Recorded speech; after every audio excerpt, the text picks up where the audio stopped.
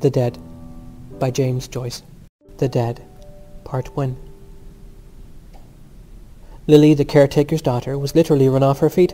Hardly had she brought one gentleman into the little pantry behind the office on the ground floor and helped him off with his overcoat than the wheezy hall door bell clanged again, and she had to scamper along the bare hallway to let in another guest. It was well for her that she had not to attend to the ladies also, but Miss Kate and Miss Julia had thought of that, and had converted the bathroom upstairs into a ladies' dressing room. Miss Kate and Miss Julia were there, gossiping and laughing and fussing, walking after each other to the head of the stairs, peering down over the banisters and calling down to Lily to ask her who had come. It was always a great affair, the Mrs. Morgan's annual dance. Everybody who knew them came to it, members of the family, old friends of the family, the members of Julia's choir, any of Kate's pupils that were grown up enough, and even some of Mary Jane's pupils too. Never once had it fallen flat. For years and years it had gone off in splendid style, as long as anyone could remember, ever since Kate and Julia, after the death of their brother Pat, had left the house in Stony Batter and taken Mary Jane, their only niece, to live with them in the dark, gaunt house on Usher's Island, the upper part of which they had rented from Mr. Fulham, the corn factor on the ground floor. That was a good 30 years ago, it was the day. Mary Jane, who was then a little girl in short clothes, was now the main prop of the household, for she had the organ in Haddington Road. She had been through the academy and gave a pupils' concert every year in the upper room of the ancient concert rooms. Many of her pupils belonged to the better class families on the Kingstown and Dalkey line. Old as they were, her aunts also did their share. Julia, though she was quite grey, was still the leading soprano in Adam and Eve's, and Kate, being too feeble to go about much, gave music lessons to beginners on the old square piano in the back room. Lily, the caretaker's daughter, did housemaid's work for them. Though their life was modest, they believed in eating well, the best of everything, diamond bone sirloins, 3-shilling tea and the best bottled stout. But Lily seldom made a mistake in the orders, so that she got on well with her 3 mistresses. They were fussy, that was all. But the only thing they would not stand was back answers. Of course, they had good reason to be fussy on such a night, and then it was long after 10 o'clock, and yet there was no sign of Gabriel and his wife. Besides, they were dreadfully afraid that Freddy Malins might turn up screwed.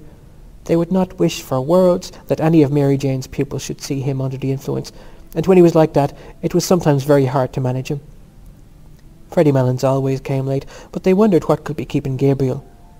And that was what brought them every 2 minutes to the banisters to ask Lily had Gabriel or Freddy come. "Oh, Mr. Conroy," said Lily to Gabriel when she opened the door for him. "Miss Kate and Miss Julia thought you were never coming. Good night, Mrs. Conroy." "I'll engage they did," said Gabriel, "but they forget that my wife here takes 3 mortal hours to dress herself." He stood on the mat, scraping the snow from his goloshes, while Lily led his wife to the foot of the stairs and called out, "Miss Kate, here's Mrs. Conroy." Kate and Julia came toddling down the dark stairs at once. Both of them kissed Gabriel's wife, said she must be perished alive, and asked was Gabriel with her. "Here I am as right as the mail, Aunt Kate. Go on up, I'll follow," called out Gabriel from the dark.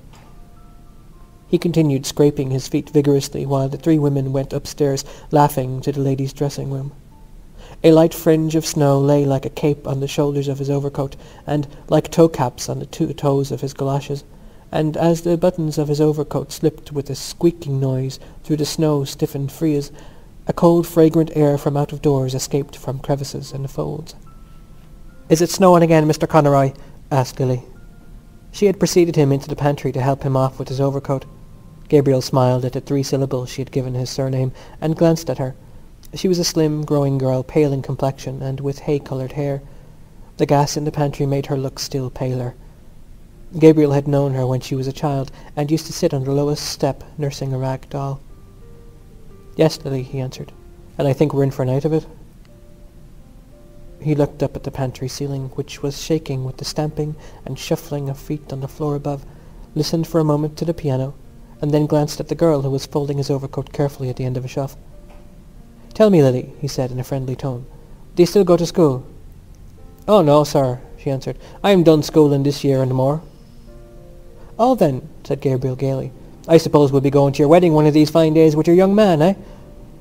The girl glanced back at him over her shoulder and said with great bitterness, "The men that is now is only all palaver and what they can get out of you."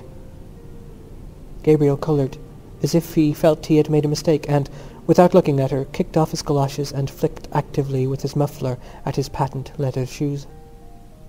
He was a stout, tallish young man. The high colour of his cheeks pushed upwards even to his forehead, where it scattered itself in a few formless patches of pale red, and on his hairless face there scintillated restlessly the polished lenses and the bright gilt rims of the glasses which screened his delicate and restless eyes. His glossy black hair was parted in the middle and brushed in a long curve behind his ears, where it curled slightly beneath a groove left by his hat. When he had flicked lustre into his shoes, he stood up and pulled his waistcoat down more tightly on his plump body. Then he took a coin rapidly from his pocket. "Oh, Lily," he said, thrusting it into her hands. "It's Christmas time, isn't it? Just here's a little—" He walked rapidly toward the door. "Oh, no, sir," cried the girl, following him. "Really, sir, I wouldn't take it." Christmas time," said Gabriel, almost trotting to the stairs, waving his hand to her in deprecation. The girl, seeing that he had gained the stairs, called out after him, "Well, thank you, sir."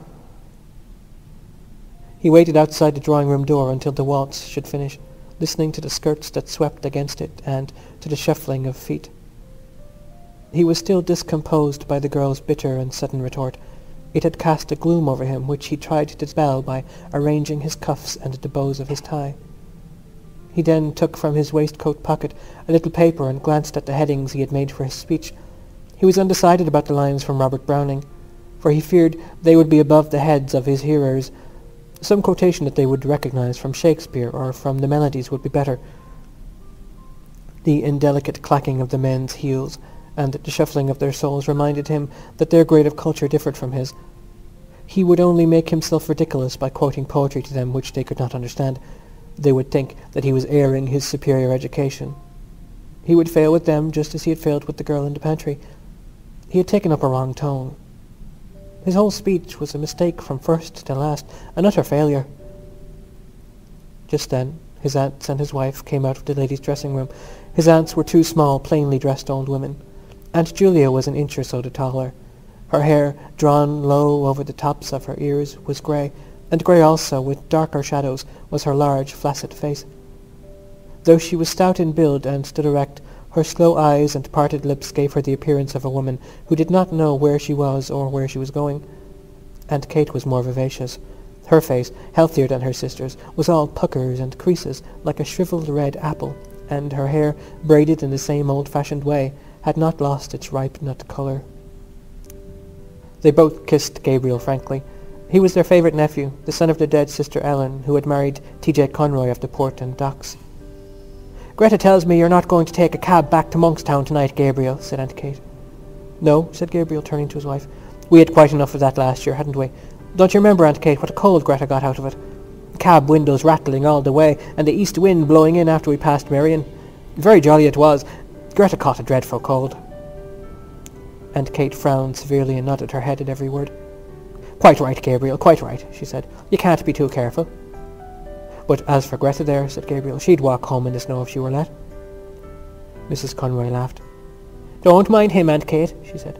"He's really an awful bother, what with green shades for Tom's eyes at night, and making him do the dumbbells, and forcing Eva to eat the stirabout, the poor child, and she simply hates the sight of it. Oh, but you'll never guess what he makes me wear now." She broke out into a peal of laughter and glanced at her husband, whose admiring and happy eyes had been wandering from her dress to her face and hair. The two aunts laughed heartily too, for Gabriel's solicitude was a standing joke with them. "Goloshes," said Mrs. Conroy. "That's the latest. Whenever it's wet underfoot I must put on my goloshes. Tonight even. He wanted me to put them on, but I wouldn't. The next thing he'll buy me will be a diving suit." Gabriel laughed nervously and patted his tie reassuringly, while Aunt Kate nearly doubled herself, so heartily did she enjoy the joke. The smile soon faded from Aunt Julia's face, and her mirthless eyes were directed towards her nephew's face. After a pause she asked, "And what are goloshes, Gabriel?" "Goloshes, Julia!" exclaimed her sister. "Goodness me, don't you know what goloshes are? You wear them over your boots, Greta, isn't it?" "Yes," said Mrs. Conroy. "Gutta percha things. We both have a pair now. Gabriel says everyone wears them on the continent." "Oh, on the continent," murmured Aunt Julia, nodding her head slowly. Gabriel knitted his brows and said, as if he were slightly angered, It's nothing very wonderful, but Greta thinks it very funny because she says the word reminds her of Christy minstrels. But tell me, Gabriel, said Aunt Kate with brisk tact. Of course, you've seen about the room. Greta was saying... Oh, the room is all right, replied Gabriel. I've taken one in the Gresham. To be sure, said Aunt Kate. By far the best thing to do. And the children, Greta, you're not anxious about them? Oh, for one night, said Mrs. Conroy. Besides, Bessie will look after them. To be sure, said Aunt Kate again. What a comfort it is to have a girl like that, one you can depend on. There's that Lily, I'm sure. I don't know what has come over her lately. She's not the girl she was at all. Gabriel was about to ask his aunt some questions on this point, but she broke off suddenly to gaze after her sister, who had wandered down the stairs and was craning her neck over the banisters. Now I ask you, she said almost testily, where is Julia going? Julia! Julia, where are you going? Julia, who had gone halfway down one flight, came back and announced blandly, Here's Freddie. At the same moment a clapping of hands and a final flourish of the pianist told that the waltz had ended. The drawing-room door was opened from within, and some couples came out. Aunt Kate drew Gabriel aside hurriedly and whispered into his ear, Slip down, Gabriel, like a good fella, and see if he's all right, and don't let him up if he's screwed. I'm sure he's screwed, I'm sure he is. Gabriel went to the stairs and listened over the banisters. He could hear two persons talking in the pantry. Then he recognised Freddie Malon's laugh. He went down the stairs noisily. It's such a relief, said Aunt Kate to Mrs. Conway, that Gabriel is here. I always feel easier in my mind when he's here. Julia, there's Miss Daly, and Miss Power will take some refreshment. Thanks for your beautiful waltz, Miss Daly. It made a lovely time. A tall, wizen-faced man with a stiff, grizzled moustache and swarthy skin, who was passing out with his partner, said, And may we have some refreshment too, Miss Morkan? Julia, said Aunt Kate summarily, and here's Mr. Brown and Miss Furlong. Take them in, Julia, with Miss Daly and Miss Power. I'm the man for the ladies, said Mr. Brown, pursing his lips until his moustache bristled and smiling in all his wrinkles. You know, Miss Morkan, the reason they're so fond of me is... He did not finish his sentence, but seeing that Aunt Kate was out of earshot, at once led the three young ladies into the back room. The middle of the room was occupied by two square tables placed end to end, and on these Aunt Julia and the caretaker were straightening and smoothing a large cloth. On the sideboard were arrayed dishes and plates, and glasses and bundles of knives and forks and spoons. The top of the closed square piano served also as a sideboard for viands and sweets. At a smaller sideboard in one corner, two young men were standing, drinking hop bitters. Mr. Brown led his charges thither, and invited them all in jest to some ladies' punch, hot, strong, and sweet. As they said they never took anything strong, he opened 3 bottles of lemonade for them. Then he asked one of the young men to move aside, and, taking hold of the decanter, filled out for himself a goodly measure of whisky. The young men eyed him respectfully while he took a trial sip. God help me, he said, smiling. It's the doctor's orders. His wizened face broke into a broader smile, and the 3 young ladies laughed in musical echo to his pleasantry, swaying their bodies to and fro with nervous jerks of their shoulders. The boldest said, Oh, now, Mr. Brown, I'm sure the doctor never ordered anything of the kind. Mr. Brown took another sip of his whisky and said, with sidling mimicry, Well, you see, I'm like the famous Mrs. Cassidy, who is reported to have said, Now, Mary Grimes, if I don't take it, make me take it, for I feel I want it. His hot face had leaned forward a little too confidentially, and he had assumed a very low Dublin accent, so that the young ladies, with one instinct, received his speech in silence. Miss Furlong, who was one of Mary Jane's pupils, asked Miss Daly what was the name of the pretty waltz she had played, and Mr. Brown, seeing that he was ignored, turned promptly to the 2 young men who were more appreciative. A red-faced young woman, dressed in pansy, came into the room, excitedly clapping her hands and crying, Quadrilles! Quadrilles! Close on her heels came Aunt Kate, crying, 2 gentlemen and 3 ladies, Mary Jane. Oh, here's Mr. Berrigan and Mr. Kerrigan, said Mary Jane. Mr. Kerrigan, will you take Miss Power? Miss Furlong, may I get you a partner? Mr. Berrigan? Oh, that'll just do now. 3 ladies, Mary Jane, said Aunt Kate. The 2 young gentlemen asked the ladies if they might have the pleasure, and Mary Jane turned to Miss Daly. Oh, Miss Daly, you're really awfully good, after playing for the last 2 dances. But really we're so short of ladies tonight. I don't mind in the least, Miss Morkan. But I've a nice partner for you, Mr. Bartle Darcy, the tenor. I'll get him to sing later on. All Dublin is raving about him. Lovely voice, said Aunt Kate. As the piano had twice begun the prelude to the first figure, Mary Jane led her recruits quickly from the room. They had hardly gone when Aunt Julia wandered slowly into the room, looking behind her at something. "What is the matter, Julia?" said Aunt Kate anxiously. "Who is it?" Julia, who was carrying in a column of table napkins, turned to her sister and said simply, as if the question had surprised her, "It's only Freddy, Kate, and Gabriel with him." In fact, right behind her, Gabriel could be seen piloting Freddy Malins across the landing. The latter, a young man of about 40, was of Gabriel's size and build, with very round shoulders. His face was fleshy and pallid, touched with colour only at the thick hanging lobes of his ears and at the wide wings of his nose. He had coarse features, a blunt nose, a convex and receding brow, tumid and protruded lips. His heavy-lidded eyes and the disorder of his scanty hair made him look sleepy. He was laughing heartily in a high key at a story which he had been telling Gabriel on the stairs, and at the same time rubbing the knuckles of his left fist backwards and forwards into his left eye. "Good evening, Freddy," said Aunt Julia.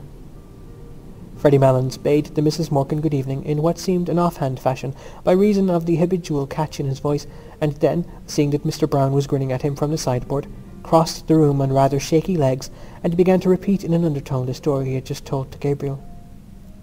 "He's not so bad, is he?" said Aunt Kate to Gabriel. Gabriel's brows were dark, but he raised them quickly and answered, "Oh, no, hardly noticeable." "Now isn't he a terrible fellow?" she said. "And his poor mother made him take the pledge on New Year's Eve. But come on, Gabriel, into the drawing-room." Before leaving the room with Gabriel, she signalled to Mr. Brown by frowning and shaking her forefinger in warning to and fro. Mr. Brown nodded in answer, and when she had gone, said to Freddy Malins, "Now then, Teddy, I'm going to fill you out a good glass of lemonade just to buck you up."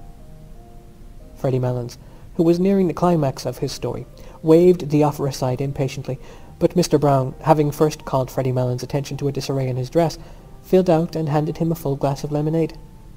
Freddy Malins' left hand accepted the glass mechanically, his right hand being engaged in the mechanical readjustment of his dress.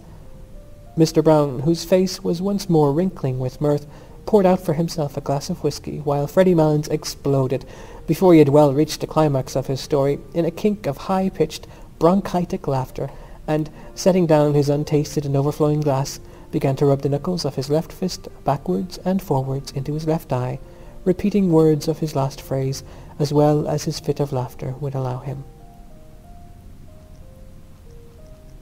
End of Part 1. Part 2 of The Dead by James Joyce. Gabriel could not listen while Mary Jane was playing her Academy piece, full of runs and difficult passages, to the hushed drawing-room. He liked music, but the piece she was playing had no melody for him, and he doubted whether it had any melody for the other listeners, though they had begged Mary Jane to play something. 4 young men, who had come from the refreshment room to stand in the doorway at the sound of the piano, had gone away quietly in couples after a few minutes. The only persons who seemed to follow the music were Mary Jane herself, her hands racing along the keyboard, or lifted from it at the pauses like those of a priestess in momentary imprecation, and Aunt Kate standing at her elbow to turn the page. Gabriel's eyes, irritated by the floor, which glittered with beeswax under a heavy chandelier, wandered to the wall above the piano. A picture of the balcony scene in Romeo and Juliet hung there, and beside it was the picture of the 2 murdered princes in the tower, which Aunt Julia had worked in red, blue and brown wools when she was a girl. Probably in the school they had gone to as girls, that kind of work had been taught for 1 year.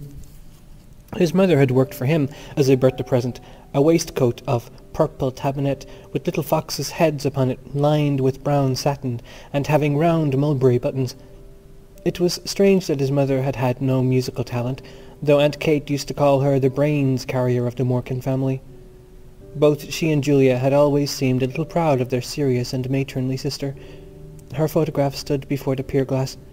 She held an open book on her knees and was pointing out something in it to Constantine, who, dressed in a man-o'-war suit, lay at her feet. It was she who had chosen the name of her sons, for she was very sensible of the dignity of family life. Thanks to her, Constantine was now senior curate in Balbriggan, and, thanks to her, Gabriel himself had taken his degree in the Royal University. A shadow passed over his face as he remembered her sullen opposition to his marriage. Some slighting phrases she had used still rankled in his memory. She had once spoken of Greta as being country cute, and that was not true of Greta at all. It was Greta who had nursed her during her last long illness in their house at Monkstown. He knew that Mary Jane must be near the end of her piece, for she was playing again the opening melody with runs of scales after every bar, and while he waited for the end, the resentment died down in his heart. The piece ended with a trill of octaves in the treble and a final deep octave in the bass. Great applause greeted Mary Jane as, blushing and rolling up her music nervously, she escaped from the room. The most vigorous clapping came from the 4 young men in the doorway who had gone away to the refreshment room at the beginning of the piece, but had come back when the piano had stopped. Lancers were arranged. Gabriel found himself partnered with Miss Ivors. She was a frank-mannered, talkative young lady with a freckled face and prominent brown eyes. She did not wear a low-cut bodice, and the large brooch which was fixed in the front of her collar bore on it an Irish device and motto. When they had taken their places, she said abruptly, "I have a crow to pluck with you." "With me?" said Gabriel. She nodded her head gravely. "What is it?" said Gabriel, smiling at her solemn manner. "Who is G.C.?" answered Miss Ivors, turning her eyes upon him. Gabriel coloured and was about to knit his brows as if he did not understand, when she said bluntly, "Oh, innocent Amy, I have found out that you write for the Daily Express. Now aren't you ashamed of yourself?" "Why should I be ashamed of myself?" asked Gabriel, blinking his eyes and trying to smile. "Well, I'm ashamed of you," said Miss Ivors frankly. "To say you'd write for a paper like that. I didn't think you were a West Briton." A look of perplexity appeared on Gabriel's face. It was true that he wrote a literary column every Wednesday in the Daily Express, for which he was paid 15 shillings, but that did not make him a West Briton, surely. The books he received for review were almost more welcome than the paltry cheque. He loved to feel the covers and turn over the pages of newly printed books. Nearly every day, when his teaching in the college was ended, he used to wander down the quays to the second-hand booksellers, to Hickey's on Bachelor's Walk, to Webb's or Massey's on Ashton's Quay, or to O'Clohissey's in the by-street. He did not know how to meet her charge. He wanted to say that literature was above politics, but they were friends of many years' standing, and their careers had been parallel, first at the university and then as teachers. He could not risk a grandiose phrase with her. He continued blinking his eyes and trying to smile, and murmured lamely that he saw nothing political in writing reviews of books. When their turn to cross had come, he was still perplexed and inattentive. Miss Ivors promptly took his hand in a warm grasp and said in a soft, friendly tone, "Of course I was only joking. Come on, we cross now." When they were together again, she spoke of the university question, and Gabriel felt more at ease. A friend of hers had shown her his review of Browning's poems. That was how she had found out the secret. But she liked the review immensely. Then she said suddenly, "Oh, Mr. Conroy, will you come for an excursion to the Aran Isles this summer? We're going to stay there a whole month. It will be a splendid out in the Atlantic. You ought to come. Mr. Clancy is coming, and Mr. Kilkelly, and Kathleen Carney. It would be splendid for Greta too if she'd come. She's from Connacht, isn't she?" "Her people are," said Gabriel shortly. "But you will come, won't you?" said Miss Ivors, laying her warm hand eagerly on his arm. "The fact is," said Gabriel, "I have just arranged to go—" "Go where?" asked Miss Ivors. "Well, you know, every year I go for a cycling tour with some fellows, and so—" "But where?" asked Miss Ivors. "Well, we usually go to France or Belgium or perhaps Germany," said Gabriel awkwardly. "But why do you go to France and Belgium," said Miss Ivors, "instead of visiting your own land?" "Well," said Gabriel, "it's partly to keep in touch with the languages and partly for a change." "And haven't you your own language to keep in touch with, Irish?" said Miss Ivors. "Well," said Gabriel, "if it comes to that, you know, Irish is not my language." Their neighbours had turned to listen to the cross-examination. Gabriel glanced right and left nervously and tried to keep his good humour under the ordeal which was making a blush invade his forehead. "And haven't you your own land to visit," continued Miss Ivors, "that you know nothing of, your own people and your own country?" "Oh, to tell you the truth," retorted Gabriel suddenly, "I'm sick of my own country, sick of it." "Why?" asked Miss Ivors. Gabriel did not answer, for his retort had heated him. "Why?" repeated Miss Ivors. They had to go visiting together, and, as he had not answered her, Miss Ivors said warmly, "Of course, you've no answer." Gabriel tried to cover his agitation by taking part in the dance with great energy. He avoided her eyes, for he had seen a sour expression on her face. But when they met in a long chain, he was surprised to feel his hand firmly pressed. She looked at him from under her brows for a moment quizzically until he smiled. Then, just as the chain was about to start again, she stood on tiptoe and whispered into his ear, "West Britain." When the dances were over, Gabriel went away to a remote corner of the room where Freddy Malins' mother was sitting. She was a stout, feeble old woman with white hair. Her voice had a catch in it like her son's, and she stuttered slightly. She had been told that Freddy had come and that he was nearly all right. Gabriel asked her whether she had had a good crossing. She lived with her married daughter in Glasgow and came to Dublin on a visit once a year. She answered placidly that she had had a beautiful crossing and that the captain had been most attentive to her. She spoke also of the beautiful house her daughter kept in Glasgow and of all the friends they had there. While her tongue rambled on, Gabriel tried to banish from his mind all memory of the unpleasant incident with Miss Ivors. Of course, the girl, or woman, or whatever she was an enthusiast, but there was a time for all things. Perhaps he ought not to have answered her like that, but she had no right to call him a West Briton before people, even in joke. She had tried to make him ridiculous before people, heckling him and staring at him with her rabbit's eyes. He saw his wife making her way towards him through the waltzing couples. When she reached him, she said into his ear, "Gabriel, and Kate wants to know, won't you carve the goose as usual? Miss Daly will carve the ham and I'll do the pudding." "All right," said Gabriel. "She's sending in the younger ones first as soon as this waltz is over so that we'll have the table to ourselves." "Were you dancing?" asked Gabriel. "Of course I was. Didn't you see me? What row had you with Molly Ivors?" "No row. Why? Did she say so?" "Something like that. I'm trying to get that Mr. Darcy to sing. He's full of conceit, I think." "There was no row," said Gabriel moodily. "Only she wanted me to go for a trip to the west of Ireland and I said I wouldn't."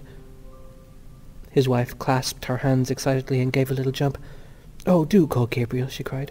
"I'd love to see Galway again." "You can go if you like," said Gabriel coldly. She looked at him for a moment, then turned to Mrs. Malins and said, "There's a nice husband for you, Mrs. Malins." While she was threading her way back across the room, Mrs. Malins, without adverting to the interruption, went on to tell Gabriel what beautiful places there were in Scotland, and beautiful scenery. Her son-in-law brought them every year to the lakes, and they used to go fishing. Her son-in-law was a splendid fisher. One day he caught a beautiful big fish, and the man at hotel cooked it for their dinner. Gabriel hardly heard what she said. Now that supper was coming near, he began to think again about his speech and about the quotation. When he saw Freddy Malins coming across the room to visit his mother, Gabriel left the chair free for him and retired into the embrasure of the window. The room had already cleared, and from the back room came the clatter of plates and knives. Those who still remained in the drawing-room seemed tired of dancing, and were conversing quietly in little groups. Gabriel's warm, trembling fingers tapped the cold pine of the window. How cool it must be outside. How pleasant it would be to walk out alone, first along by the river and then through the park. The snow would be lying on the branches of the trees and forming a bright cap on the top of the Wellington Monument. How much more pleasant it would be there than at the supper table. He ran over the headings of his speech. Irish hospitality, sad memories, the three graces, Paris, the quotation from Browning. He repeated to himself a phrase he had written in his review. One feels that one is listening to a thought-tormented music. Miss Ivors had praised the review. Was she sincere? Had she really any life of her own behind all her propagandism? There had never been any ill feeling between them until that night. It unnerved him to think that she would be at the supper table looking up at him while he spoke with her critical, quizzing eyes. Perhaps she would not be sorry to see him fail in his speech. An idea came into his mind and gave him courage. He would say, alluding to Aunt Kate and Aunt Julia, "Ladies and gentlemen, the generation which is now on the wane among us may have had its faults, but for my part I think it had certain qualities of hospitality, of humour, of humanity, which the new and very serious and hyper-educated generation that is growing up around us seems to me to lack." Very good. That was one for Miss Ivors. What did he care that his aunts were only two ignorant old women? A murmur in the room attracted his attention. Mr. Brown was advancing from the door, gallantly escorting Aunt Julia, who leaned upon his arm, smiling and hanging her head. An irregular musketry of applause escorted her also as far as the piano, and then, as Mary Jane seated herself on the stool, and Aunt Julia, no longer smiling, half turned so as to pitch her voice fairly into the room, gradually ceased. Gabriel recognised the prelude. It was that of an old song of Aunt Julia's, arrayed for the bridal. Her voice, strong and clear in tone, attacked with great spirit the runs which embellished the air, and though she sang very rapidly, she did not miss even the smallest of the grace notes. To follow the voice, without looking at the singer's face, was to feel and share the excitement of swift and secure flight. Gabriel applauded loudly with all the others at the close of the song, and loud applause was borne in from the invisible supper table. It sounded so genuine that a little colour struggled into Aunt Julia's face as she bent to replace in the music stand the old leather-bound songbook that had her initials on the cover. Freddy Malins, who had listened with his head perched sideways to hear her better, was still applauding when everyone else had ceased, and talking animatedly to his mother, who nodded her head gravely and slowly in acquiescence. At last, when he could clap no more, he stood up suddenly and hurried across the room to Aunt Julia, whose hand he seized and held in both his hands, shaking it when words failed him, or the catch in his voice proved too much for him. "I was just telling my mother," he said. "I never heard you sing so well, never. No, I never heard your voice as good as this night. Now, would you believe that? Now, that's the truth. Upon my word and honour, that's the truth. I never heard your voice sound so fresh and so clear and so fresh. Never." Aunt Julia smiled broadly and murmured something about compliments as she released her hand from his grasp. Mr. Brown extended his open hand towards her, and said to those who were near him, in the manner of a showman introducing a prodigy to an audience, "Miss Julia Morkan, my latest discovery." He was laughing very heartily at this himself when Freddy Malins turned to him and said, "Well, Brown, if you're serious you might make a worse discovery. All I can say is I never heard her sing half so well as long as I am coming here, and that's the honest truth." "Neither did I," said Mr. Brown. "I think her voice has greatly improved." Aunt Julia shrugged her shoulders and said with meek pride, 30 years ago I hadn't a bad voice as voices go." "I often told Julia," said Aunt Kate emphatically, "that she was simply thrown away in that choir, but she never would be said by me." She turned, as if to appeal to the good sense of the others against a refractory child, while Aunt Julia gazed in front of her, a vague smile of reminiscence playing on her face. "No," continued Aunt Kate, "she wouldn't be said or led by anyone, slaving there in that choir night and day. 6 o'clock on Christmas morning, and all for what?" "Well, isn't it for the honour of God, Aunt Kate?" asked Mary Jane, twisting round on the piano stool and smiling. Aunt Kate turned fiercely on her niece and said, "I know all about the honour of God, Mary Jane, but I think it's not at all honourable for the Pope to turn out the women out of the choirs that have slaved there all their lives and put little whippersnappers of boys over their heads. I suppose it is for the good of the Church if the Pope does it, but it's not just, Mary Jane, and it's not right." She had worked herself into a passion, and would have continued in defence of her sister, for it was a sore subject with her, but Mary Jane, seeing that all the dancers had come back, intervened pacifically. "Now, Aunt Kate, you're giving scandal to Mr. Brown, who is of the other persuasion." Aunt Kate turned to Mr. Brown, who was grinning at this allusion to his religion, and said hastily, "Oh, I don't question the Pope's being right. I am only a stupid old woman, and I wouldn't presume to do such a thing. But there's such a thing as common everyday politeness and gratitude. And if I were in Julia's place, I'd tell that Father Healy straight up to his face—" "And besides, Aunt Kate," said Mary Jane, "we really are all hungry, and when we are hungry we are all very quarrelsome." "And when we are thirsty we are also quarrelsome," added Mr. Brown. "So that we had better go to supper," said Mary Jane, "and finish the discussion afterwards." On the landing outside the drawing-room, Gabriel found his wife and Mary Jane trying to persuade Miss Ivors to stay for supper, but Miss Ivors, who had put on her hat and was buttoning her cloak, would not stay. She did not feel in the least hungry, and she had already overstayed her time. "But only for 10 minutes, Molly," said Mrs. Conroy. "That won't delay you." "To take a pick itself," said Mary Jane. "After all your dancing." "Oh, I really couldn't," said Miss Ivors. "I'm afraid you didn't enjoy yourself at all," said Mary Jane hopelessly. "Ever so much, I assure you," said Miss Ivors. "But you really must let me run off now." "But how can you get home?" asked Mrs. Conroy. "Oh, it's only 2 steps up the quay." Gabriel hesitated a moment and said, "If you will allow me, Miss Ivors, I'll see you home if you really are obliged to go." But Miss Ivors broke away from them. "I won't hear of it," she cried. "For goodness sake, go into your suppers and don't mind me. I'm quite well able to take care of myself." "Well, you're the comical girl, Molly," said Mrs. Conroy frankly. "Bannock live!" cried Miss Ivors with a laugh as she ran down the staircase. Mary Jane gazed after her, a moody, puzzled expression on her face, while Mrs. Conroy leaned over the banisters to listen for the hall door. Gabriel asked himself was he the cause of her abrupt departure, but she did not seem to be in ill humour.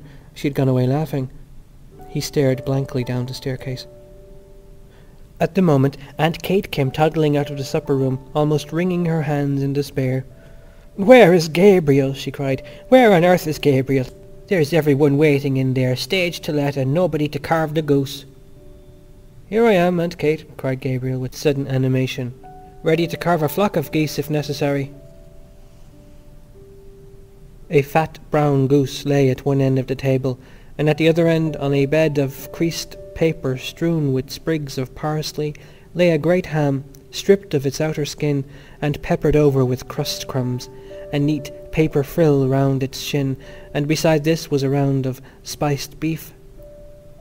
Between these rival ends ran parallel lines of side dishes.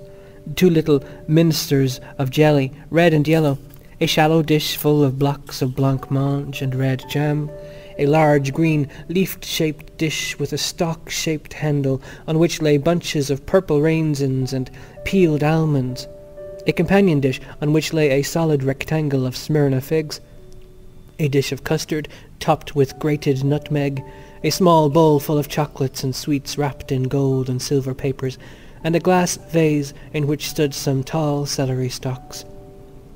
In the centre of the table there stood as sentries to a fruit stand which upheld a pyramid of oranges and American apples, 2 squat old-fashioned decanters of cut glass, one containing port and the other dark sherry.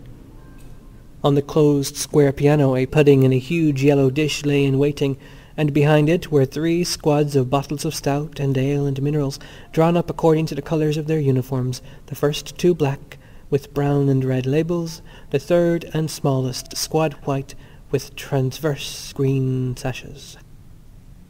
Gabriel took his seat boldly at the head of the table, and, having looked to the edge of the carver, plunged his fork firmly into the goose. He felt quite at ease now, for he was an expert carver, and liked nothing better than to find himself at the head of a well-laden table. "Miss Furlong, what shall I send you?" he asked. "A wing or a slice of the breast?" "Just a small slice of the breast." "Miss Higgins, what for you?" "Oh, anything at all, Mr. Conroy." While Gabriel and Miss Daly exchanged plates of goose and plates of ham and spiced beef, Lily went from guest to guest with a dish of hot floury potatoes wrapped in a white napkin. This was Mary Jane's idea, and she had also suggested apple sauce for the goose, but Aunt Kate had said that plain roast goose without any apple sauce had always been good enough for her, and she hoped she might never eat worse. Mary Kate waited on her pupils and saw that they got the best slices, and Aunt Kate and Aunt Julia opened and carried across from the piano bottles of stout and ale for the gentlemen and bottles of minerals for the ladies. There was a great deal of confusion and laughter and noise, the noise of orders and counter-orders, of knives and forks, of corks and glass stoppers. Gabriel began to carve second helpings as soon as he had finished the first round without serving himself. Everyone protested loudly, so that he compromised by taking a long draught of stout, for he had found the carving hot work. Mary Jane settled down quietly to her supper, but Aunt Kate and Aunt Julia were still toddling round the table, walking on each other's heels, getting in each other's way, and giving each other unheeded orders. Mr. Brown begged of them to sit down and eat their suppers, and so did Gabriel, but they said there was time enough, so that at last Freddy Malins stood up and, capturing Aunt Kate, plumped her down on her chair amid general laughter. When everyone had been well served, Gabriel said, smiling, "Now, if anyone wants a little more of what vulgar people call stuffing, let him or her speak." A chorus of voices invited him to begin his own supper, and Lily came forward with 3 potatoes which she had reserved for him. "Very well," said Gabriel amiably, as he took another preparatory draught. "Kindly forget my existence, ladies and gentlemen, for a few minutes." He set to his supper and took no part in the conversation, with which the table covered Lily's removal of the plates. The subject of talk was the opera company which was then at the Theatre Royal. Mr. Bartle D'Arcy the tenor, a dark-complexioned young man with a smart moustache, praised very highly the leading contralto of the company, but Miss Furlong thought she had a rather vulgar style of production. Freddy Malins said there was a negro chieftain singing in the second part of the Gaiety pantomime, who had one of the finest tenor voices he had ever heard. "Have you heard him?" he asked Mr. Bartle D'Arcy across the table.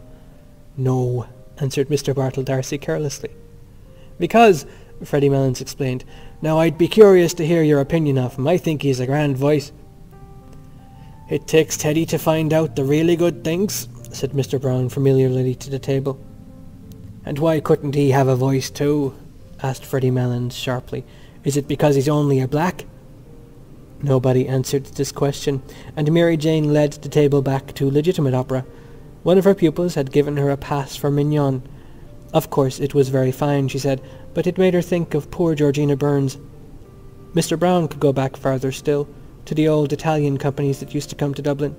Tietjens, Ilma de Murska, Campanini, the great Trebelli, Guiglini, Ravelli, Aramburo.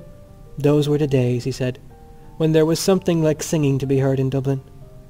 He told, too, of how the top gallery of the old Royal used to be packed night after night, of how one night an Italian tenor had sung 5 encores to Let Me Like a Soldier Fall, introducing a high C every time, and of how the gallery boys would sometimes in their enthusiasm unyoke the horses from the carriage of some great prima donna and pull her themselves through the streets to her hotel.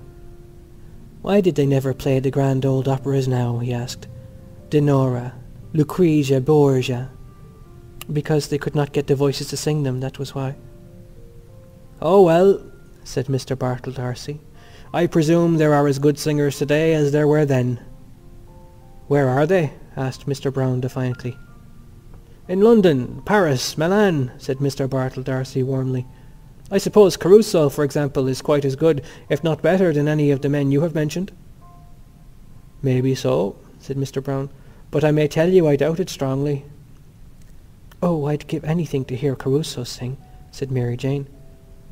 "For me," said Aunt Kate, who had been picking a bone, "there was only one tenor, to please me, I mean, but I suppose none of you ever heard of him." "Who was he, Miss Morkan?" asked Mr. Bartle D'Arcy politely. "His name," said Aunt Kate, "was Parkinson. I heard him when he was in his prime, and I think he had then the purest tenor voice that ever was put into a man's throat." "Strange," said Mr. Bartle D'Arcy. "I never even heard of him." "Yes, yes, Miss Morkan is right," said Mr. Brown. "I remember hearing of old Parkinson, but he's too far back for me."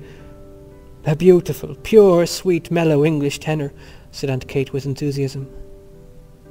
Gabriel having finished, the huge pudding was transferred to the table. The clatter of forks and spoons began again. Gabriel's wife served out spoonfuls of the pudding and passed the plates down the table. Midway down they were held up by Mary Jane, who replenished them with raspberry or orange jelly, or with blancmange and jam. The pudding was of Aunt Julia's making, and she received praises for it from all quarters. She herself said that it was not quite brown enough. "Well, I hope, Miss Morkan," said Mr. Brown, "that I'm brown enough for you, because, you know, I'm all brown." All the gentlemen, except Gabriel, ate some of the pudding out of compliment to Aunt Julia. As Gabriel never ate sweets, the celery had been left for him. Freddy Malins also took a stalk of celery and ate it with his pudding. He had been told that celery was a capital thing for the blood, and he was just then under doctor's care.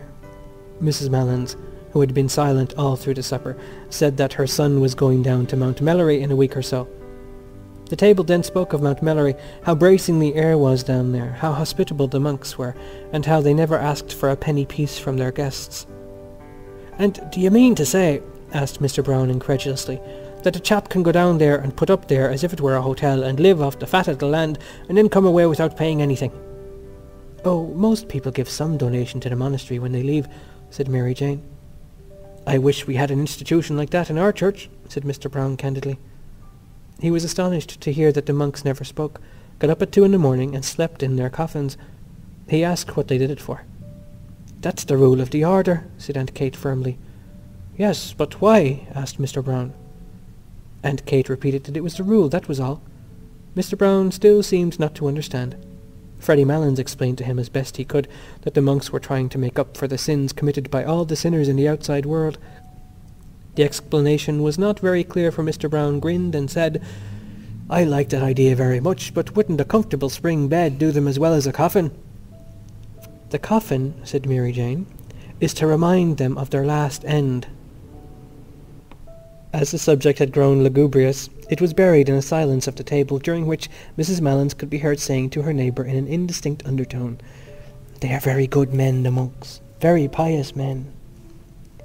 The raisins and almonds and figs and apples and oranges and chocolates and sweets were now passed about the table, and Aunt Julia invited all the guests to have either port or sherry. At first Mr. Bartle D'Arcy refused to take either, but one of his neighbours nudged him and whispered something to him, upon which he allowed his glass to be filled. Gradually, as the last glasses were being filled, the conversation ceased. A pause followed, broken only by the noise of the wine and by unsettlings of chairs. The Misses Morkan, all three, looked down at the tablecloth. Someone coughed once or twice, and then a few gentlemen patted the table gently as a signal for silence. The silence came, and Gabriel pushed back his chair. The patting at once grew louder in encouragement, and then ceased altogether. Gabriel leaned his 10 trembling fingers on the tablecloth and smiled nervously at the company. Meeting a row of upturned faces, he raised his eyes to the chandelier. The piano was playing a waltz tune, and he could hear the skirts sweeping against the drawing-room door. People, perhaps, were standing in the snow on the quay outside, gazing up at the lighted windows and listening to the waltz music. The air was pure there.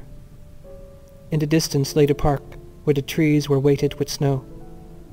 The Wellington Monument wore a gleaming cap of snow that flashed westward over the white field of 15 acres. He began. "Ladies and gentlemen, it has fallen to my lot this evening, as in years past, to perform a very pleasing task, but a task for which I am afraid my poor powers as a speaker are all too inadequate." "No, no," said Mr. Brown. "But however that may be, I can only ask you tonight to take the will for the deed, and to lend me your attention for a few moments while I endeavour to express to you in words what my feelings are on this occasion. Ladies and gentlemen, it is not the first time that we have gathered together under this hospitable roof, around this hospitable board. It is not the first time that we have been the recipients, or perhaps I had better say the victims, of the hospitality of certain good ladies." He made a circle in the air with his arm and paused. Everyone laughed or smiled at Aunt Kate and Aunt Julia and Mary Jane, who all turned crimson with pleasure. Gabriel went on more boldly. "I feel more strongly with every recurring year that our country has no tradition which does it so much honour, and which it should guard so jealously, as that of its hospitality. It is a tradition that is unique as far as my experience goes, and I have visited not a few places abroad, among the modern nations. Some would say perhaps that with us it is rather a failing than anything to be boasted of, but granted even that, it is to my mind a princely failing, and one that I trust will long be cultivated among us. Of one thing at least I am sure: as long as this one roof shelters the good ladies aforesaid, and I wish from my heart it may do so for many and many a long year to come, the tradition of genuine, warm-hearted, courteous Irish hospitality, which our forefathers have handed down to us, and which we in turn must hand down to our descendants, is still alive among us." A hearty murmur of assent ran round the table. It shot through Gabriel's mind that Miss Ivors was not there, and that she had gone away discourteously. And he said with confidence in himself, "Ladies and gentlemen, a new generation is growing up in our midst, a generation actuated by new ideas and new principles. It is serious and enthusiastic for these new ideas, and its enthusiasm, even when it is misdirected, is, I believe, in the main sincere. But we are living in a sceptical, and, if I may use the phrase, a thought-tormented age, and sometimes I fear that this new generation, educated or hyper-educated as it is, will lack those qualities of humanity, of hospitality, of kindly humour which belonged to an older day. Listening tonight to the names of all those great singers of the past, it seemed to me, I must confess, that we were living in a less spacious age. Those days might, without exaggeration, be called spacious days, and if they are gone beyond recall, let us hope at least that in gatherings such as this we shall still speak of them with pride and affection, still cherish in our hearts the memory of those dead and gone great ones, whose fame the world will not willingly let die. "Hear, hear," said Mr. Brown loudly. "But yet," continued Gabriel, his voice falling into a softer inflection, "there are always in gatherings such as this sadder thoughts that will recur to our minds, thoughts of the past, of youth, of changes, of absent faces that we miss here tonight. Our path through life is strewn with many such sad memories, and were we to brood upon them always, we could not find the heart to go on bravely with our work among the living. We have all of us living duties and living affections which claim, and rightly claim, our strenuous endeavours. Therefore I will not linger on the past. I will not let any gloomy moralising intrude upon us here tonight. Here we are gathered together for a brief moment from the bustle and rush of our everyday routine. We are met here as friends, in the spirit of good fellowship, as colleagues, also to a certain extent, in the true spirit of camaraderie, and as the guests of, what shall I call them, the three graces of the Dublin musical world." The table burst into applause and laughter at this allusion. Aunt Julia vainly asked each of her neighbours in turn to tell her what Gabriel had said. "He says we are the three graces, Aunt Julia," said Mary Jane.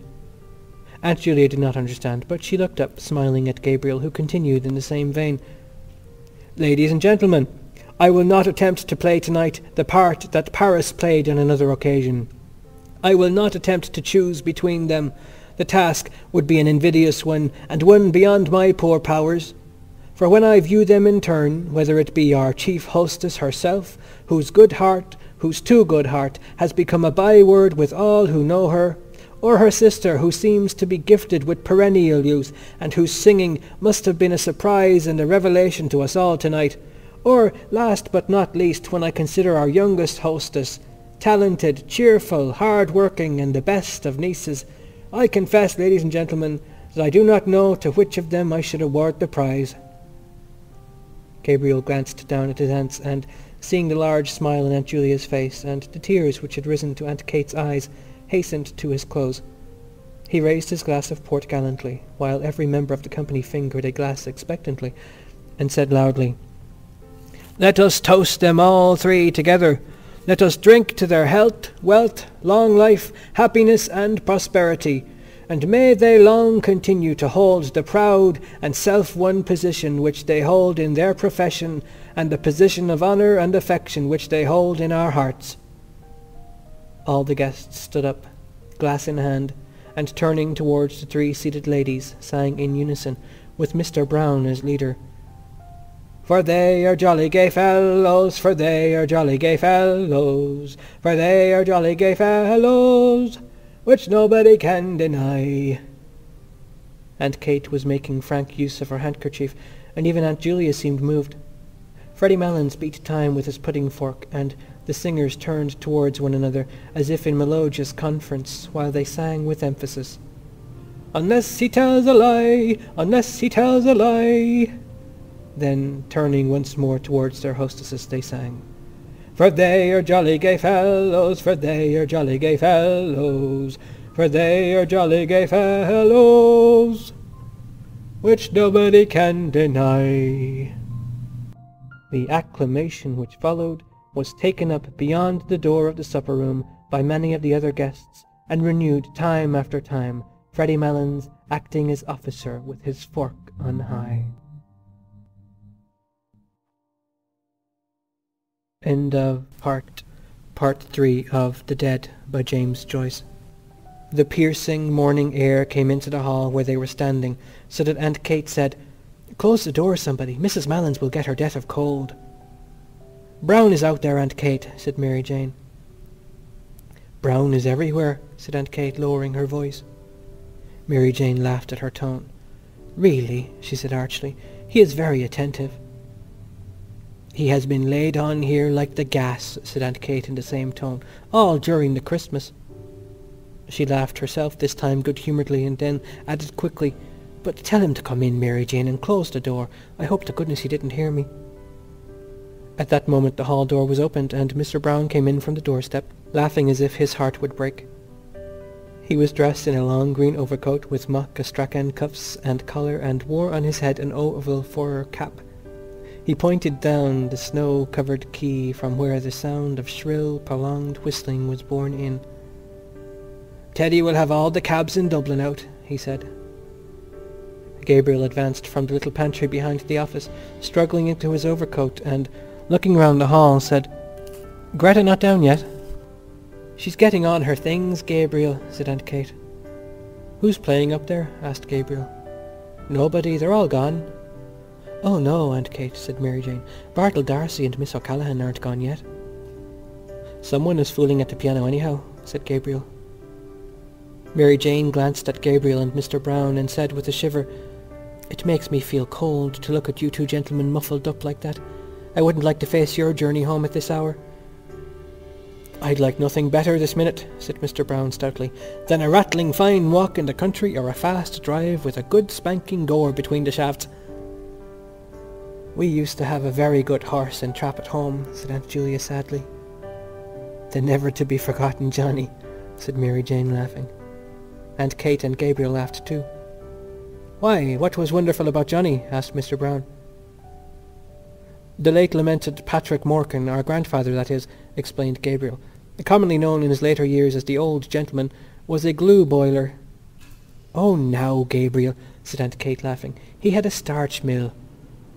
"Well, glue or starch," said Gabriel, "the old gentleman had a horse by the name of Johnny, and Johnny used to work in the old gentleman's mill, walking round and round in order to drive the mill.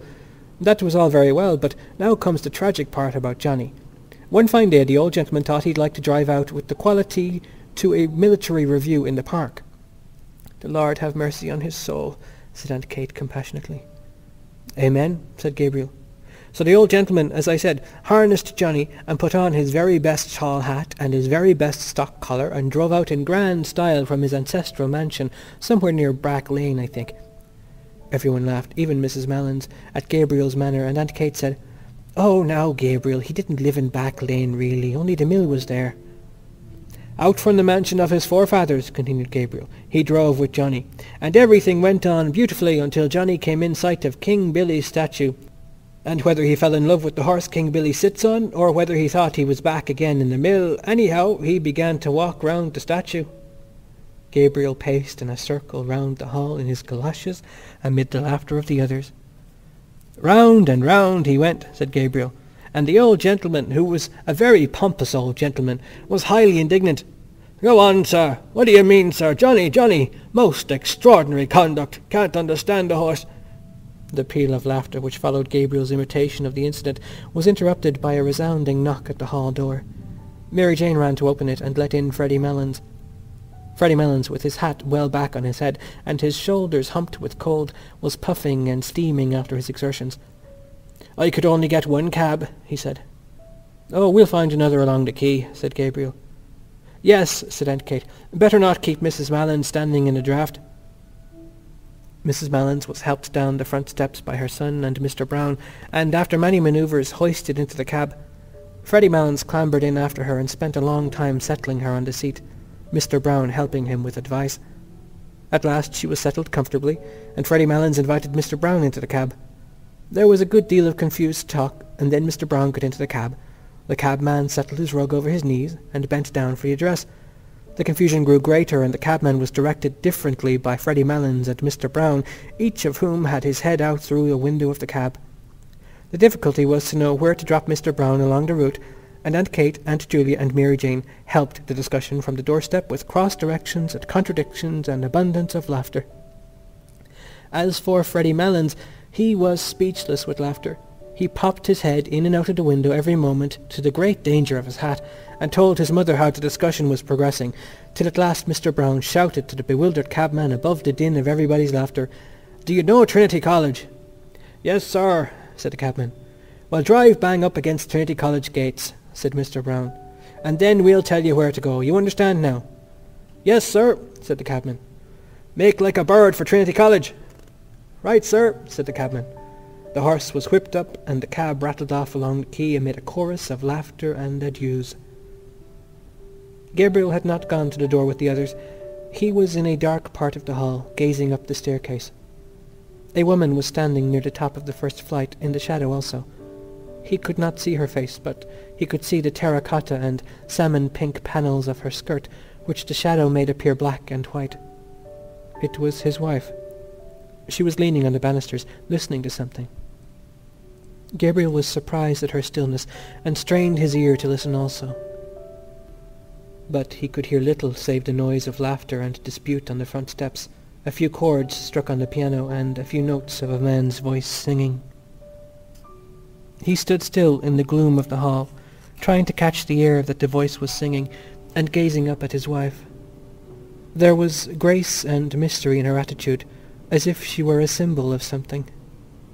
He asked himself, what is a woman standing on the stairs in the shadow, listening to distant music, a symbol of? If he were a painter, he would paint her in that attitude. Her blue felt hat would show off the bronze of her hair against the darkness, and the dark panels of her skirt would show off the light ones. Distant music he would call the picture if he were a painter. The hall door was closed, and Aunt Kate, Aunt Julia and Mary Jane came down the hall, still laughing. "Well, isn't Freddy terrible?" said Mary Jane. "He's really terrible." Gabriel said nothing, but pointed up the stairs towards where his wife was standing. Now that the hall door was closed, the voice and the piano could be heard more clearly. Gabriel held up his hand for them to be silent. The song seemed to be in the old Irish tonality, and the singer seemed uncertain both of his words and of his voice. The voice, made plaintive by distance and by the singer's hoarseness, faintly illuminated the cadence of the air with words expressing grief. "Oh, the rain falls on my heavy locks, and the dew wets my skin. My babe lies cold." "Oh," exclaimed Mary Jane, "it's Bartle D'Arcy singing, and he wouldn't sing all the night. Oh, I'll get him to sing a song before he goes." "Oh, do, Mary Jane," said Aunt Kate. Mary Jane brushed past the others and ran to the staircase, but before she reached it the singing stopped and the piano was closed abruptly. "Oh, what a pity!" she cried. "Is he coming down, Greta?" Gabriel heard his wife answer yes, and saw her come down towards them. A few steps behind her were Mr. Bartle D'Arcy and Miss O'Callaghan. "Oh, Mr. D'Arcy," cried Mary Jane, "it's downright mean of you to break off like that when we were all in raptures listening to you." "I have been at him all the evening," said Miss Callaghan, "and Mrs. Conroy too, and he told us he had a dreadful cold and couldn't sing." "Oh, Mr. D'Arcy," said Aunt Kate, "now that was a great fib to tell." "Can't you see that I'm as hoarse as a crow?" said Mr. D'Arcy roughly. He went into the pantry hastily and put on his overcoat. The others, taken aback by his rude speech, could find nothing to say. Aunt Kate wrinkled her brows and made signs to the others to drop the subject. Mr. D'Arcy stood swathing his neck carefully and frowning. "It's the weather," said Aunt Julia after a pause. "Yes, everybody has colds," said Aunt Kate readily. "Everybody." "They say," said Mary Jane, "we haven't had snow like it for 30 years, and I read this morning in the newspapers that the snow is general all over Ireland." "I love the look of snow," said Aunt Julia sadly. "So do I," said Miss O'Callaghan. "I think Christmas is never really Christmas unless we have the snow on the ground." "But poor Mr. D'Arcy doesn't like the snow," said Aunt Kate, smiling. Mr. D'Arcy came from the pantry, fully swathed and buttoned, and in a repentant tone told them the history of his cold. Everyone gave him advice and said it was a great pity, and urged him to be very careful of his throat in the night air. Gabriel watched his wife, who did not join in the conversation.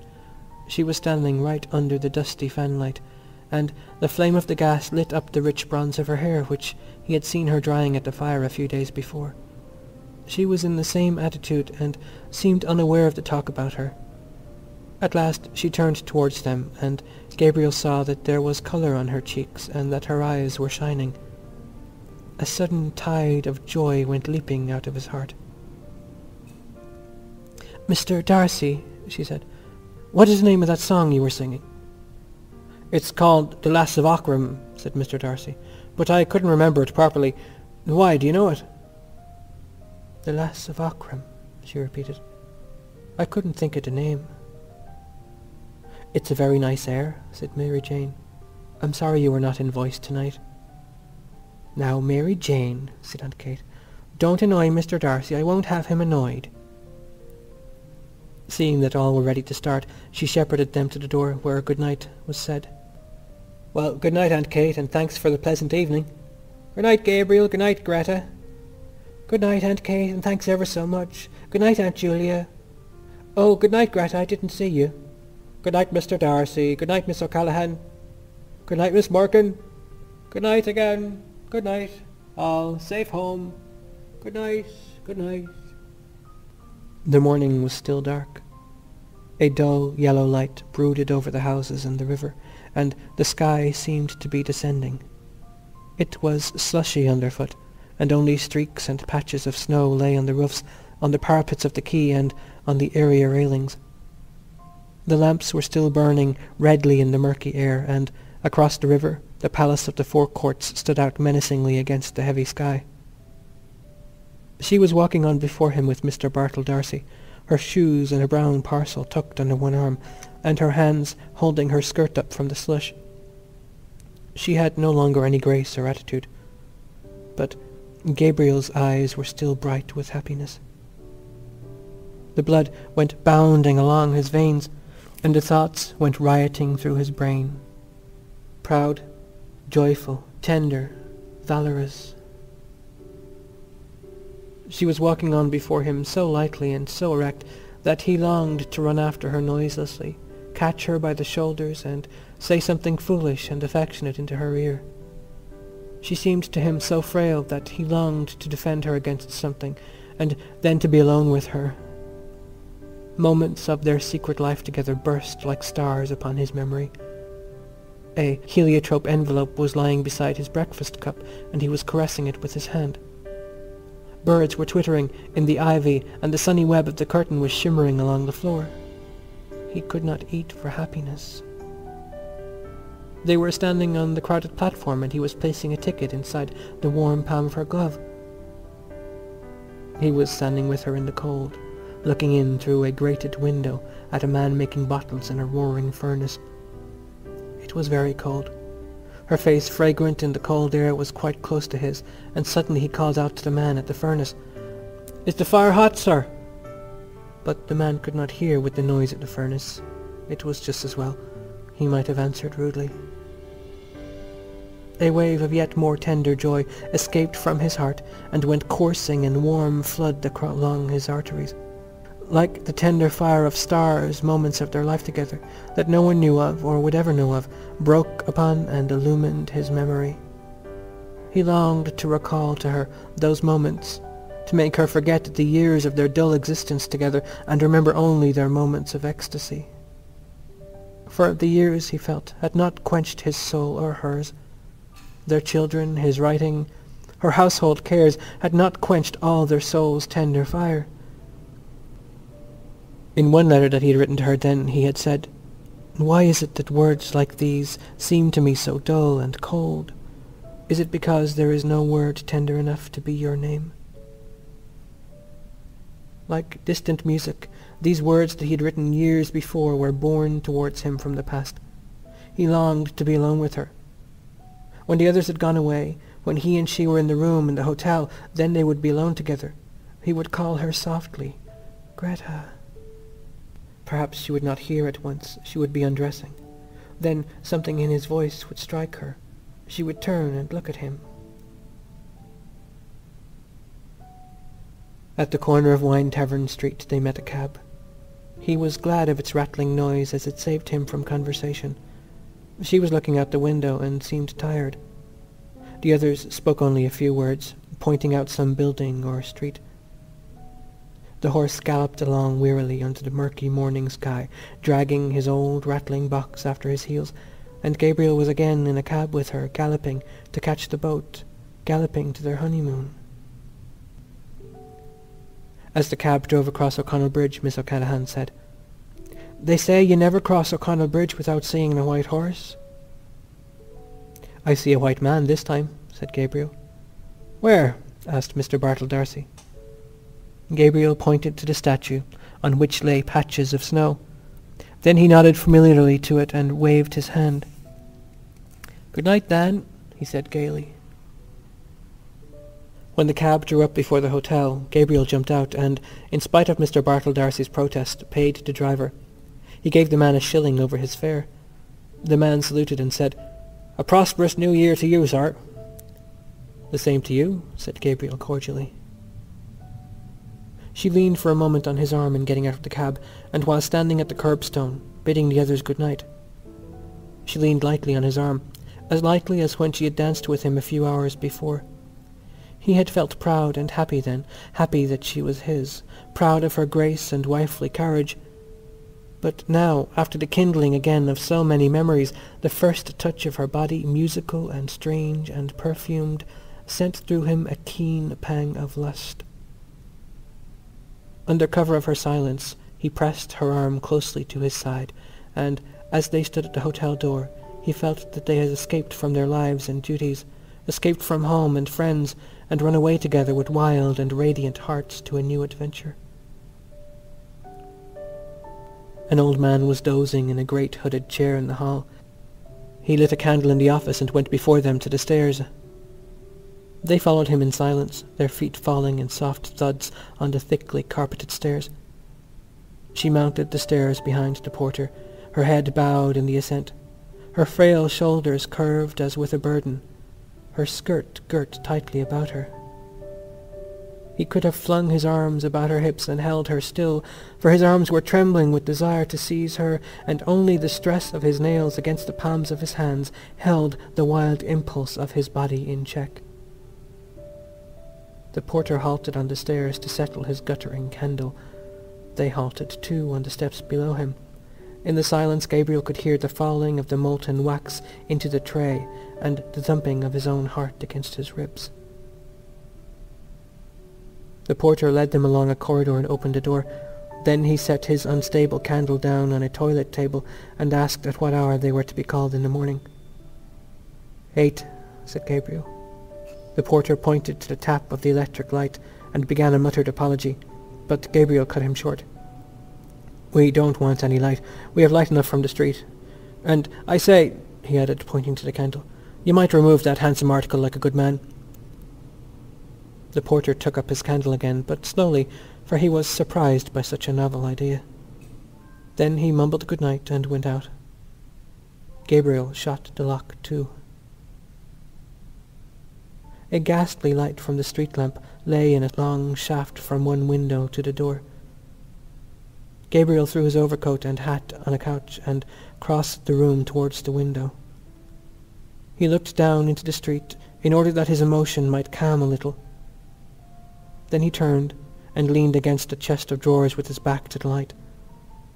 She had taken off her hat and cloak and was standing before a large, swinging mirror, unhooking her waist. Gabriel paused for a few moments, watching her, and then said, "Greta." She turned away from the mirror slowly and walked along the shaft of light towards him. Her face looked so serious and weary that the words would not pass Gabriel's lips. No, it was not the moment yet. "You look tired," he said. "I am a little," she answered. "You don't feel weak or ill?" "No, tired, that's all." She went on to the window and stood there, looking out. Gabriel waited again, and then, fearing that diffidence was about to conquer him, he said abruptly, "By the way, Greta—" "What is it?" "You know that poor fellow Malins," he said quickly. "Yes, what about him?" "Well, poor fellow, he's a decent sort of chap after all," continued Gabriel in a false voice. He gave me back that sovereign I lent him, and I didn't expect it, really. It's a pity he wouldn't keep away from that Brown, because he's not a bad fellow, really." He was trembling now with annoyance. Why did she seem so abstracted? He did not know how he could begin. Was she annoyed, too, about something? If she would only turn to him, or come to him of her own accord. To take her as she was would be brutal. No, he must see some ardour in her eyes first. He longed to be master of her strange mood. "When did you lend him the £1?" she asked after a pause. Gabriel strove to restrain himself from breaking out into brutal language about the Scottish Malins and his £1. He longed to cry to her from his soul, to crush her body against his, to overmaster her. But he said, "Oh, at Christmas, when he opened that little Christmas card shop in Henry Street." He was in such a fever of rage and desire that he did not hear her come from the window. She stood before him for an instant, looking at him strangely. Then, suddenly raising herself on tiptoe and resting her hands lightly on his shoulders, she kissed him. "You are a very generous person, Gabriel," she said. Gabriel, trembling with delight at her sudden kiss and at the quaintness of her phrase, put his hands on her hair and began smoothing it back, scarcely touching it with his fingers. The washing had made it fine and brilliant. His heart was brimming over with happiness. Just when he was wishing for it, she had come to him of her own accord. Perhaps her thoughts had been running with his. Perhaps she had felt the impetuous desire that was in him. And then the yielding mood had come upon her. Now that she had fallen to him so easily, he wondered why he had been so diffident. He stood, holding her head between his hands. Then, slipping one arm swiftly about her body and drawing her towards him, he said softly, "Greta, dear, what are you thinking about?" She did not answer nor yield wholly to his arm.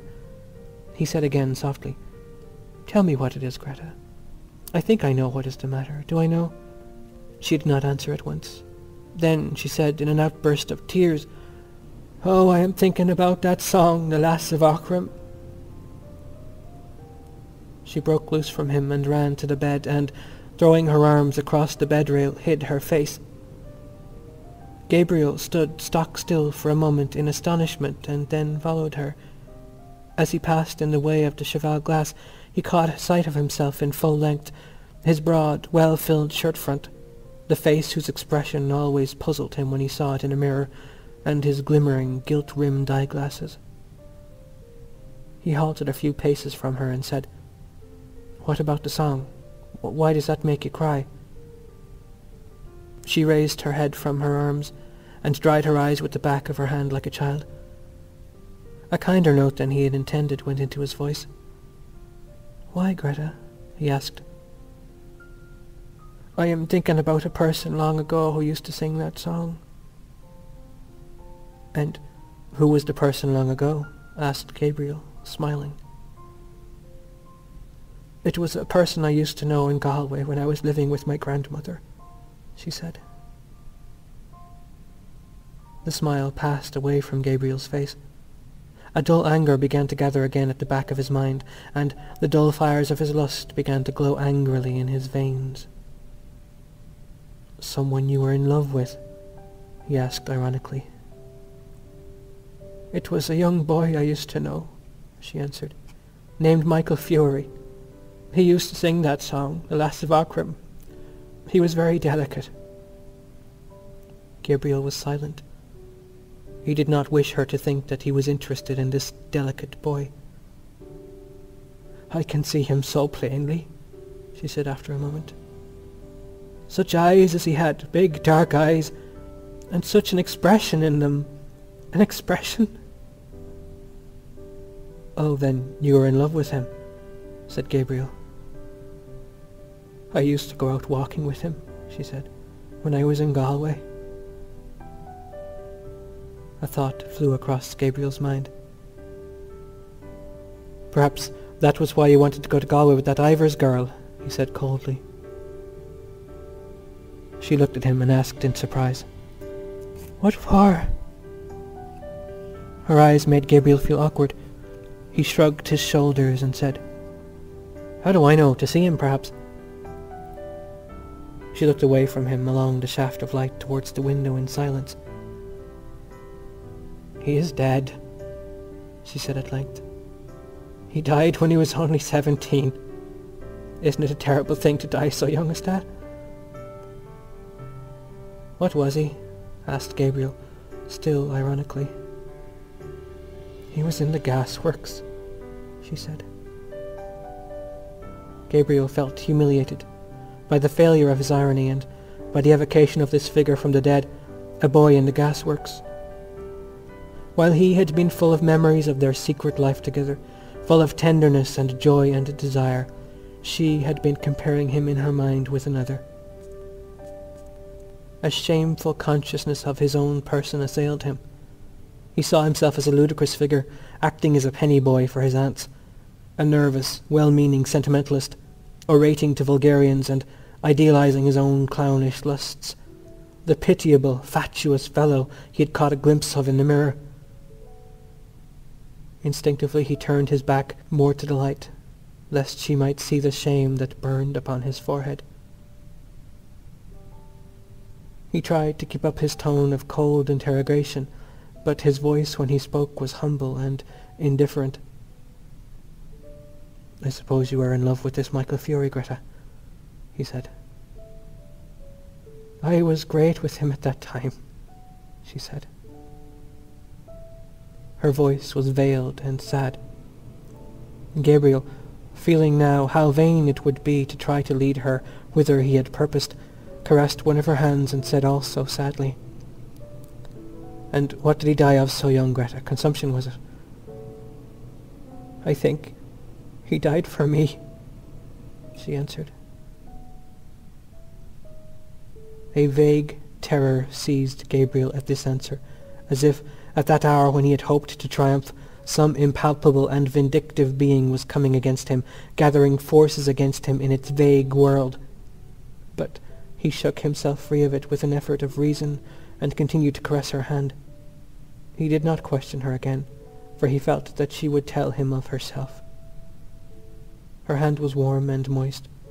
It did not respond to his touch, but he continued to caress it just as he had caressed her first letter to him that spring morning. "It was in the winter," she said, "about the beginning of the winter, when I was going to leave my grandmother's and come up here to the convent. And he was ill at the time in his lodgings in Galway and wouldn't be let out, and his people in Oughterard were written to. He was in decline, they said, or something like that. I never knew rightly." She paused for a moment and sighed. "Poor fellow," she said. "He was very fond of me, and he was such a gentle boy. We used to go out together, walking, you know, Gabriel, like the way they do in the country. He was going to study singing, only for his health. He had a very good voice, poor Michael Furey." "Well, and then?" asked Gabriel. "And then, when it came time for me to leave Galway and come up to the convent, he was much worse, and I wouldn't be let see him, so I wrote him a letter saying I was going up to Dublin and would be back in the summer, and hoping he would be better then." She paused for a moment to get her voice under control and then went on. "Then, the night before I left, I was in my grandmother's house in Nuns Island, packing up, and I heard gravel thrown up against the window. The window was so wet I couldn't see, so I ran downstairs as I was and slipped out the back into the garden, and there was the poor fellow at the end of the garden shivering." "And did you not tell him to go back?" asked Gabriel. "I implored of him to go home at once, and told him he would get his death in the rain, but he said he did not want to live. I can see his eyes as well. He was standing at the end of the wall where there was a tree." "And did he go home?" asked Gabriel. "Yes, he went home. And when I was only a week in the convent, he died and was buried in Oughterard, where his people came from. Oh, the day I heard that he was dead." She stopped, choking with sobs, and, overcome by emotion, flung herself face downward on the bed, sobbing in the quilt. Gabriel held her hand for a moment longer, irresolutely, and then, shy of intruding on her grief, let it fall gently and walked quietly to the window.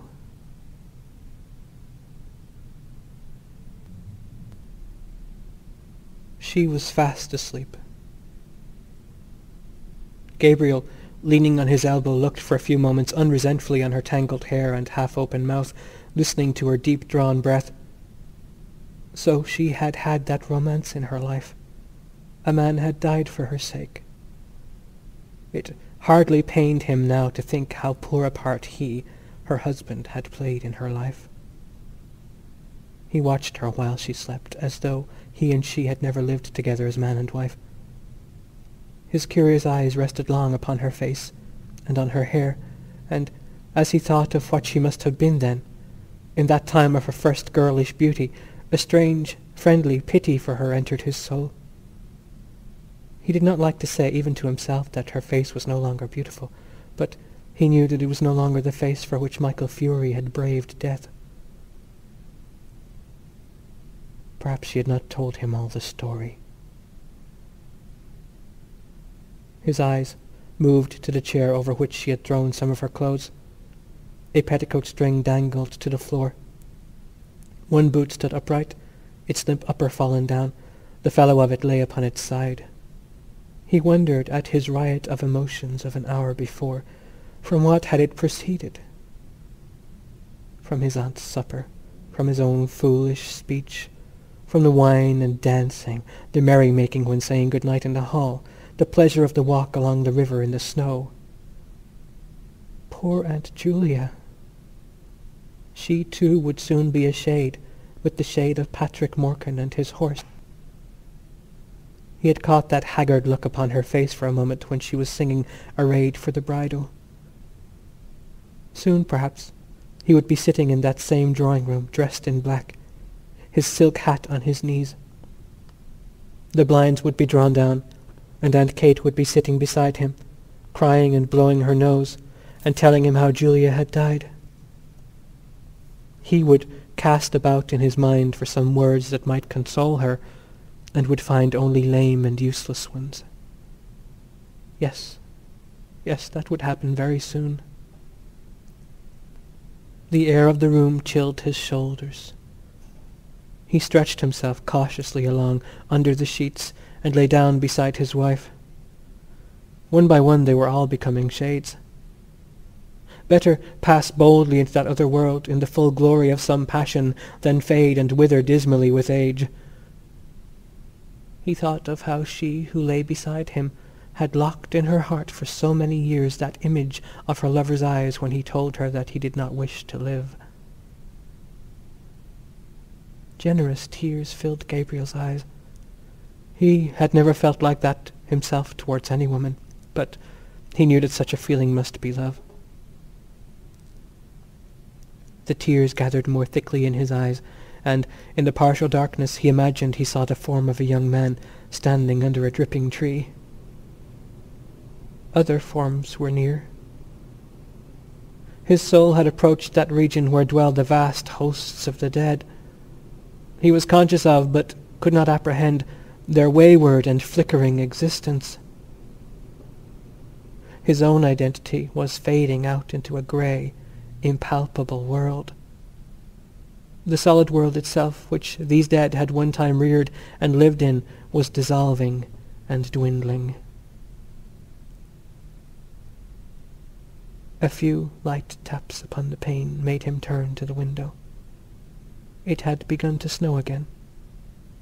He watched sleepily the flakes, silver and dark, falling obliquely against the lamplight. The time had come for him to set out on his journey westward. Yes, the newspapers were right. Snow was general all over Ireland. It was falling on every part of the dark central plain, on the treeless hills, falling softly upon the bog of Allen, and, farther westward, slowly falling into the dark, mutinous Shannon waves. It was falling, too, upon every part of the lonely churchyard on the hill where Michael Furey lay buried. It lay thickly drifted on the crooked crosses and headstones, on the spears of the little gate, on the barren thorns. His soul swooned slowly as he heard the snow falling faintly through the universe, and faintly falling, like the descent of their last end. upon all the living and the dead.